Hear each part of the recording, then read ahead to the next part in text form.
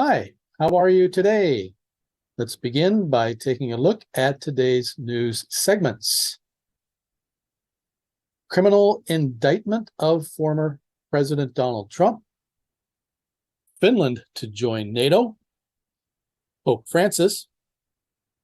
The first anniversary of Bucha's liberation. Tornado in Little Rock, Arkansas. Funeral arrangements in Nashville. And Belarus could host nuclear missiles. Let's get started. This is VOA News. I'm Marissa Melton.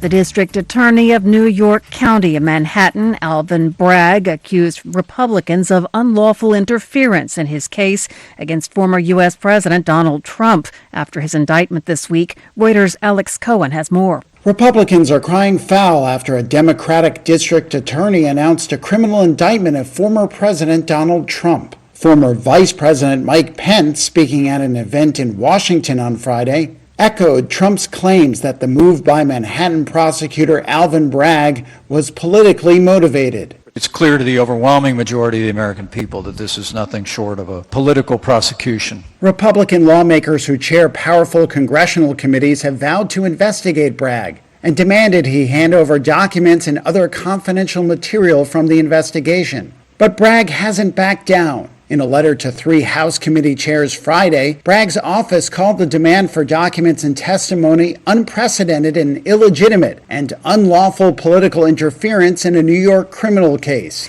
Reuters' Alex Cohen reporting. NATO Secretary General Jens Stoltenberg announced Friday that all NATO members have ratified the accession protocol for Finland to join the alliance after Turkey approved the move late Thursday. In a tweet following Turkey's vote, Stoltenberg said Finland's inclusion in the alliance will make the whole NATO family stronger and safer. He has repeatedly said he expects both Finland and Sweden will eventually become NATO members. Pope Francis is expected to leave the hospital on Saturday and is scheduled to take part in a Palm Sunday service the following day. This according to a Vatican statement. The Pope, who is 86, was taken to the hospital 2 days ago after complaining of breathing difficulties. He was diagnosed with bronchitis and treated. From Washington, this is VOA News. Ukrainian President Volodymyr Zelenskyy has attended a ceremony to mark the first anniversary of Bucha's liberation from Russian troops who had occupied it for nearly a month at the start of Russia's invasion of Ukraine. AP correspondent Charles de Ledesma. In his speech, Zelenskyy solemnly declares 1 year has passed since the day when Russian occupiers were forced out of our city, Bucha, the city about which the world did not know yet, the city about which the world will never forget. We will not let it be forgotten. Human dignity will not let it be forgotten. Zelenskyy handed out medals to soldiers and other officials, and also attending, Moldovan President Maia Sandu said, democratic states must work together to ensure that these atrocities are investigated and punished. I'm Charles de Ledesma. A fierce tornado blasted through Little Rock, Arkansas on Friday, ripping away roofs and walls from many buildings, flipping over vehicles and leaving hundreds of people injured, according to media reports. A local TV station reported that the University of Arkansas declared a mass casualty event. The report called the tornado catastrophic. Baptist Health Medical Center received 21 patients from the storm. According to a spokesperson, 5 of them have been listed in critical condition at its 2 Little Rock area hospitals. The twister struck as an immense blast of extreme spring weather swept much of the United States. The National Weather Service has also reported that tornado activity destroyed several homes and downed trees in and around Little Rock. Funeral arrangements have been made for the 6 victims of Monday's school shooting in Nashville, Tennessee. AP correspondent Rita Foley has more. 3 children and 3 adults. Individual services for the children are being held through the weekend. A service for substitute teacher Cynthia Peak is on Saturday. Mourners will pay their respects to the head of the school, Catherine Kuntz, during a visitation on Tuesday with a service the following day. And the funeral for custodian Mike Hill is Tuesday morning. The children were each 9 years old. They've been identified as Evelyn Dickhouse, Hallie Scruggs, and William Kinney. I'm Rita Foley. Belarus President Alexander Alexander Lukashenko threatened Friday that Belarus also could host intercontinental nuclear missiles on its soil, in addition to the tactical nuclear weapons Russia has decided to station in Belarus. In an annual address to lawmakers and government officials, Lukashenko said Moscow's nuclear arms would help protect Belarus, which Lukashenko claimed was under threat from the West. Marissa Melton, VOA News.